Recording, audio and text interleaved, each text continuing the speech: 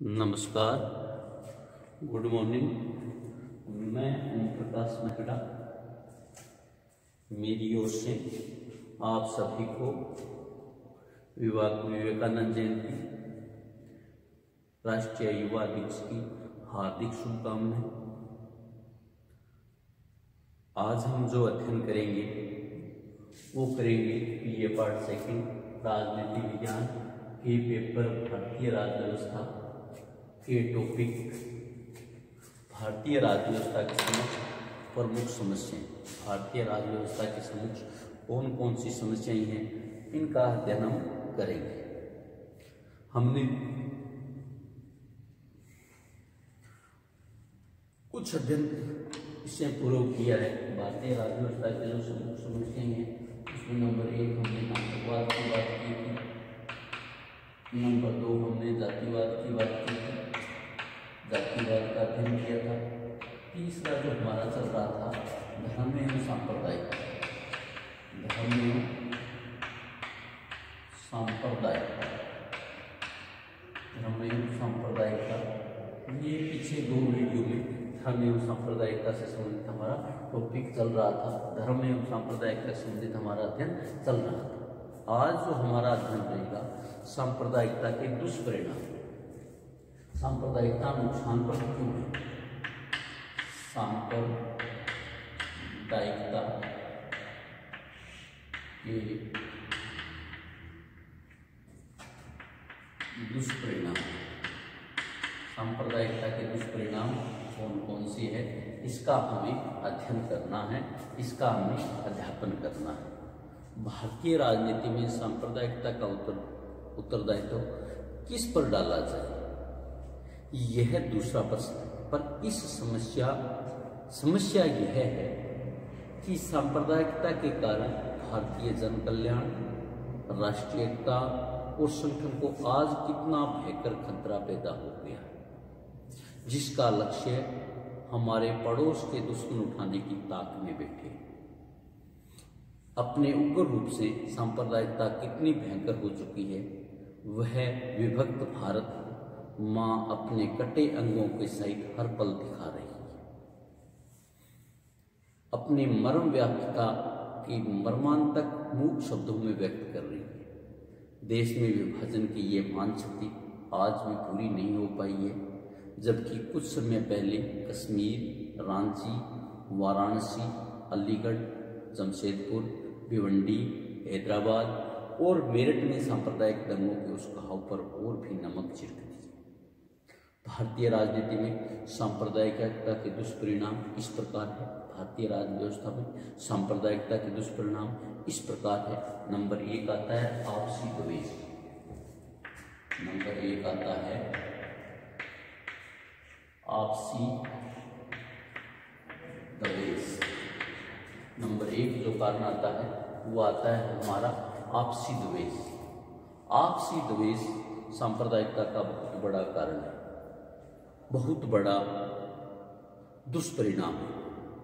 सांप्रदायिकता के कारण विभिन्न धर्मों, विभिन्न वर्गों में आपसी द्वेष बढ़ता ही नहीं, बल्कि आपसी द्वेष का एक बहुत बड़ा कारण सांप्रदायिकता है। जब हिंदू और मुसलमान अपने अपने हितों के लिए एक दूसरे से लड़ते हैं तो आपस में द्वेष, वैमनस्य हो जाना स्वाभाविक है। यही द्वेष कभी भयंकर रूप धारण कर आतंकवाद फैला देता है। यही द्वेष समाज की शांति भंग कर देता है। यही द्वेष समाज के सदस्यों को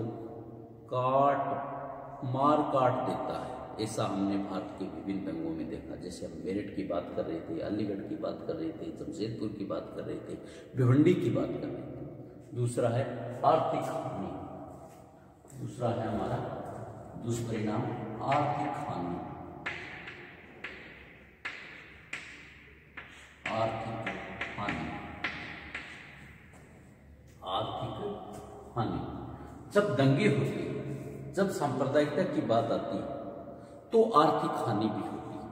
न जाने कितनी दुकानें लूट ली जाती हैं, न जाने कितनी राष्ट्रीय संपत्ति को नुकसान होता है। रैली उखाड़ ली जाती है, सड़क उखाड़ ली जाती है, न जाने कितने व्यक्तियों के कार्य नहीं कर पाते। इतने नहीं, सांप्रदायिक संस्थाओं के ऊपर न मालूम कितना धन व्यय किया जाता है। 1985 से 1987 के वर्षों में गुजरात राज्य में सांप्रदायिक तनाव और व्यापक दंगों की स्थिति खड़ी हुई।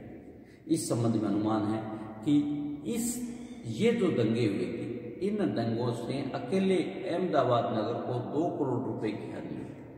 फरवरी-मार्च 2002 में गुजरात में जो गोधरा में दंगे हुए थे, उन दंगों में गुजरात में वही स्थिति को दोबारा जन्म दिया। नंबर 3, प्राण हानि। तीसरा जो सांप्रदायिकता का नुकसान है वह है हमारा प्राण हानि। प्राण हानि, जब सांप्रदायिक दंगे होते हैं, लड़ाई झगड़े होते हैं, तो निश्चित रूप से सबसे बड़ा नुकसान होता है प्राण। असंख्य जाने जाती है। सांप्रदायिकता के कारण प्राण हानि भी बहुत अत्यधिक होती है। शायद ही ऐसा कोई सांप्रदायिक दंगा हुआ हो जिसमें जाने न गई। रांची, श्रीनगर, वाराणसी, अलीगढ़, भिवंडी, हैदराबाद, मेरठ और मुंबई आदि में सांप्रदायिक दंगों का उदाहरण सामने। इन दंगों में अनेक व्यक्तियों की जाने गई और अनेक व्यक्ति घायल अवस्था में जीवन और मृत्यु के बीच जूझते रहे। ये सांप्रदायिक दंगों के 3 दुष्परिणाम हुए। चौथा है राजनीतिक अस्थिरता। राजनीतिक अस्थिरता, चौथा जो दुष्परिणाम है सांप्रदायिकता का वह है राजनीतिक अस्थिरता। सांप्रदायिकता का एक दुष्परिणाम राजनीतिक अस्थिरता भी है। सांप्रदायिकता वह परिस्थितियां उत्पन्न कर देती है या उन परिस्थितियों को उत्पन्न करने में सहायक होती है जिससे कि देश में राजनीतिक अस्थिरता आ जाती है। देश में राजनीतिक अस्थिर हो जाता है, सरकारें गिर जाती है और नई सरकारें बनने में वही सांप्रदायिकता परेशान पैदा करती है। नंबर 5, राष्ट्रीय एकता में बाधा।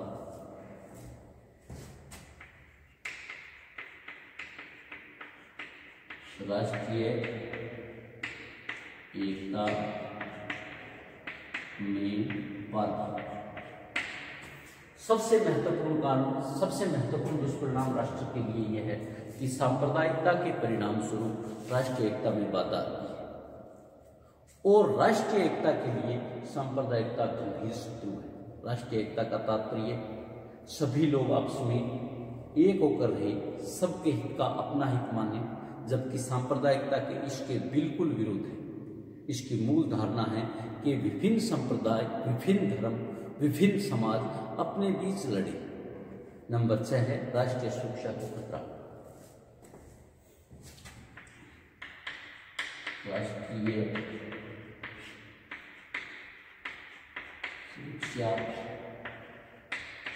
को खतरा। राष्ट्रीय सुरक्षा को खतरा। भारत एक बहुसंप्रदायी देश है। इसमें अनेक अल्पसंख्यक तथा बहुसंख्यक व्यक्ति निवास करते हैं। इन्हीं अल्पसंख्यकों और बहुसंख्यकों के बीच जो सांप्रदायिक झगड़े और तनाव होते हैं, तो इसके परिणाम स्वरूप राष्ट्रीय एकता को खतरा होता है। ये हमारे राष्ट्रीय एकता में सांप्रदायिकता के दुष्परिणामों का हमने अध्ययन 6 बिंदुओं में किया। अब सांप्रदायिकता दूर करने की सुझाव। सरकार या सरकारें सांप्रदायिकता को दूर किस प्रकार करें? सांप्रदायिकता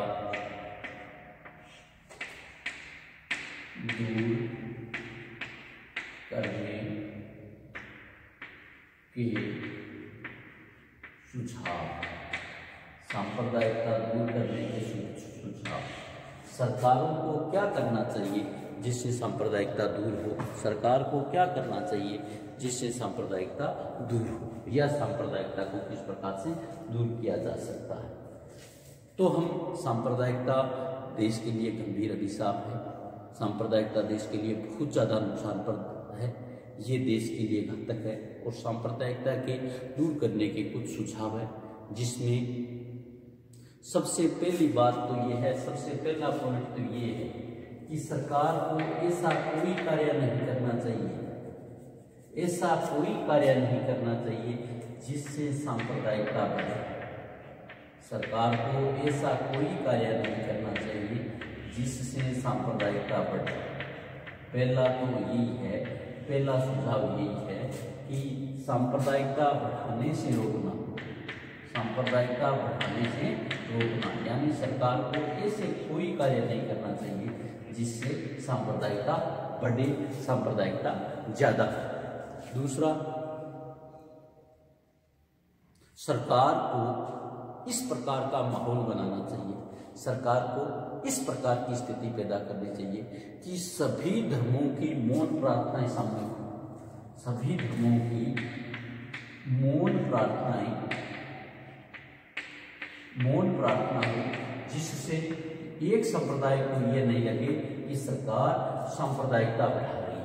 तो सरकार लोगों को ऐसे कार्य करने चाहिए जिसमें मौन प्रार्थनाएं हो और मौन प्रार्थनाओं द्वारा सांप्रदायिकताओं का विरोध का वातावरण तैयार किया जा सके। नंबर 3, हमारी जो शिक्षा है उसमें नैतिकता और आध्यात्मिकता, नैतिकता और आध्यात्मिकता का समावेश हो। हमारी शिक्षा ऐसी हो जिसमें नैतिकता की बात हो, आध्यात्मिकता की बात हो, सांप्रदायिकता की बात न हो। भारत एक धर्मनिरपेक्ष राज्य है, इसके कारण किसी धर्म विशेष से जुड़ी हुई शिक्षा को अनुचित समझा जा सकता है, लेकिन नैतिक और आध्यात्मिक मूल्य की शिक्षा धर्मनिरपेक्ष के लिए बहुत अधिक आवश्यक है। अतः इसकी तत्काल व्यवस्था की जानी चाहिए, इसकी जरूरी व्यवस्था की जानी चाहिए। नंबर 4, सरकार को ऐसा कोई निर्णय नहीं लेना चाहिए संप्रदाय से संबंधित, धर्म से संबंधित जो बहुमत से हो। सरकार को बहुमत से होने वाले निर्णय सांप्रदायिकता, धर्म से संबंधित नहीं लेने चाहिए, क्योंकि ऐसे निर्णय लेने से अल्पसंख्यकों के मन में हीनता की भावना पैदा हो जाती है, जिसके परिणाम स्वरूप सांप्रदायिकता बढ़ती है। सार्वजनिक जीवन में किसी भी क्षेत्र में बहुमत के आधार पर कोई प्रवृत्ति न पैदा की जाए, सारा कार्य ऐसे ढंग से किया जाए जिससे अल्पसंख्यकों को अपने अल्पसंख्यक होने का मान न हो, भान न हो, उन्हें पता न हो। नंबर 5, सरकार को ऐसे कानून बनाने चाहिए, सरकार को ऐसे कानून बनाने चाहिए जिसमें समानता हो, धर्म के आधार पर, सांप्रदायिकता के आधार पर समानता हो। समानता के इस कानून बनाए जाने चाहिए जिससे हर व्यक्ति को यह लगे कि सरकार द्वारा बनाए गए कानून समानता पर आधारित है और हमारे लिए किसी प्रकार का कोई नुकसान नहीं है। सरकार को सदैव इस प्रकार के कानूनों का निर्माण करना चाहिए जो कि हर व्यक्ति के लिए समान रूप से लागू हो। कानून लागू होने से किसी प्रकार का जाति, लिंग, धर्म, भाषा एवं संप्रदाय संबंधी भेदभाव नहीं होना चाहिए। नंबर 6,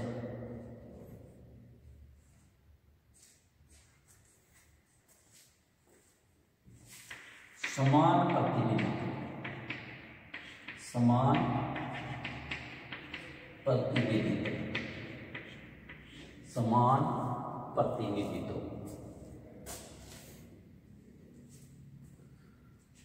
सरकार को विभिन्न समयों पर अनेक संप्रदाय सरकार से विशेष प्रतिनिधि की मांग करते हैं। सरकार को इन सब के इस प्रस्ताव को केवल सांप्रदायिकता के आधार पर ठुकराना होगा, उन्हें एक राष्ट्र का सबक देना होगा, क्योंकि विशेष प्रतिनिधि की स्थिति में सांप्रदायिकता को बढ़ावा मिलता है। नंबर 7, भाषा। भाषा के संबंध में सरकार को स्थिति बदलनी होगी।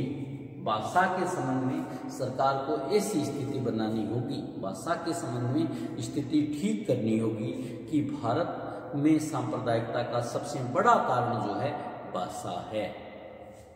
नंबर 8, दलीय राजनीति। दलीय राजनीति, दलीय राजनीति, गुटीय राजनीति, सांप्रदायिक राजनीति भी सांप्रदायिकता को बढ़ाने में एक बड़ा योगदान है, बहुत महत्वपूर्ण योगदान है। तो सरकार को सांप्रदायिकता का एक प्रमुख कारण क्या है? दलीय राजनीति, चुनावी राजनीति है। आवश्यकता इस बात की है कि सांप्रदायिक जो दल है, सांप्रदायिक जो पार्टियां हैं, वो अपना व्यापक दृष्टिकोण अपनाए। चुनावी राजनीति को एक साधन के रूप में सांप्रदायिक दृष्टिकोण न अपनाए जाए। वोट की राजनीति की मुक्ति प्राप्त करने पर सांप्रदायिकता पर नियंत्रण कर पाना जा सकता है। सांप्रदायिक उपद्रवों को नियंत्रित करने का एक प्रमुख सुझाव यह है कि पुलिस बल को सभी प्रकार के राजनीतिक दबाव से मुक्त रखना चाहिए तथा सभी संभव उपायों को प्रशासन को अधिक क्षमतावान बनाया जाना चाहिए। इस प्रसंग में कुछ पक्षों द्वारा यह सुझाव दिया जाता है कि सांप्रदायिक दलों पर प्रतिबंध लगा दिया जाना चाहिए, लेकिन ऐसा करने से कुछ प्राप्त होने वाला नहीं है। इस प्रसंग में कानून और घोषणा की अपेक्षा आचरण अधिक महत्व है। कानून से सब कुछ नहीं है, हमें इस बात का गर्व है कि हमारे देश में सभी धर्मों को मानने वाले अनेक जातियों के लोग बसते हैं। शायद ही कोई धर्म या जाति के लोग भारत में न पाए जाते। नए भारत को पंथ निरपेक्ष राज्य घोषित किया गया, जिसका तात्पर्य यह था कि धर्म को राजनीति से हटा लिया गया, लेकिन व्यवहारिक रूप से धर्म का प्रभाव भारतीय राजनीति में मन मस्तिष्क से नहीं मिटा है। आज भी राजनीतिक तथा सामाजिक क्षेत्र के धर्म के आधार पर भेदभाव किया जाता है। राजनीतिज्ञ तथा राजनीतिक दल धर्म और संप्रदाय को राजनीति की सफलता के रूप में मानते हैं। मंत्रिमंडल के निर्माण में तथा चुनावों के समय टिकट के बंटवारे में धार्मिक आधार पर प्रतिनिधित्व की मांग की जाती है, जाति के आधार पर प्रतिनिधित्व की मांग की जाती है, संप्रदाय के आधार पर प्रतिनिधित्व की मांग की जाती है। कुछ धर्मनिरपेक्ष हिंदू नेताओं ने अपने मतदाताओं के रूप में मुसलमानों की हैसियत समाप्त करने में महज वोटों को बदल दिया है, तो सांप्रदायिक मुस्लिम नेताओं ने इस वोट शक्ति से सीमित लक्ष्य को प्राप्ति का साधन बना दिया। राजनीतिक दल इस डर से सांप्रदायिकता से बचने की कोशिश करते हैं कि दूसरे संप्रदाय के वोट खो दें, परंतु उनके स्थानीय संगठन स्थानीय झगड़ों का लाभ उठाने के प्रलोभन पड़ जाते हैं और सांप्रदायिकता झगड़े छिलबुट और सावधानी हो जाती है, जिससे देश की बदनामी होती है और उनका पथ निरपेक्ष हो जाता है। संक्षेप में हम भारतीय राजनीति में धर्म और सांप्रदायिकता के प्रभाव को बढ़ने से धर्मनिरपेक्ष राजनीति के विकास का मार्ग अवरुद्ध हुआ है। सांप्रदायिकता को राजनीति के अपने तर्क होते हैं, उनका मुख्य ध्येय होता है संकुचित हितों की रक्षा करना। इसका दायित्व राष्ट्रीय नेताओं का है कि वे समुदाय के सीमित तथा राष्ट्र के बृहत हितों को संतुलित करें, समुदाय के प्रति लगाव तथा भक्ति को राष्ट्रभक्ति के लगाव करें, भक्त और राष्ट्रभक्ति में बदले। यह आशा की जाती है कि भारतीय राजनीतिक चेतना की वृद्धि और लोकतांत्रिक मूल्यों को प्रमाण चढ़ने के साथ धर्मनिरपेक्ष स्वरूप निखर कर आएगा। इस प्रकार हमने आज धर्म और सांप्रदायिकता संबंधी टॉपिक को पूरा किया। धर्म और सांप्रदायिकता संबंधी टॉपिक को पूरा किया। हमने दो टॉपिकों की बात की, सांप्रदायिकता के दुष्परिणाम और सांप्रदायिकता को दूर करने के सुझाव। हमने दो टॉपिकों की बात की, सांप्रदायिकता के दुष्परिणाम आपसी द्वेष, आर्थिक हानि, प्राण हानि, राजनीतिक स्थिरता, राजनीतिक एकता में बाधा, राष्ट्रीय एकता को खतरा। सरकारों को क्या करना चाहिए? सांप्रदायिकता को बढ़ाने वाले काम नहीं करने चाहिए, सभी धर्मों की मौन प्रार्थनाएं करनी चाहिए, शिक्षा में नैतिकता और अधिकता समावेश होना चाहिए और ऐसे निर्णय नहीं लेने चाहिए जो सांप्रदायिकता में बहुमत से और सभी के लिए समान कानून हो, सभी को लिए समान प्रतिनिधित्व हो। बादशाह से संबंधित विशेषज्ञों को दूर करना चाहिए और दलीय राजनीति को सांप्रदायिकता से उठकर कार्य करना चाहिए। इस प्रकार हमने हमारी जो तीसरी प्रमुख समस्या थी, आतंकवाद, जातिवाद और धर्म और सांप्रदायिकता, तीसरी समस्या को पूर्ण रूप से कंप्लीट कर दिया, पूर्ण कर दिया। सभी विद्यार्थी इसको ध्यान से पढ़े ताकि उनकी पढ़ाई सुचारू रूप से चलती रहे। Thank you.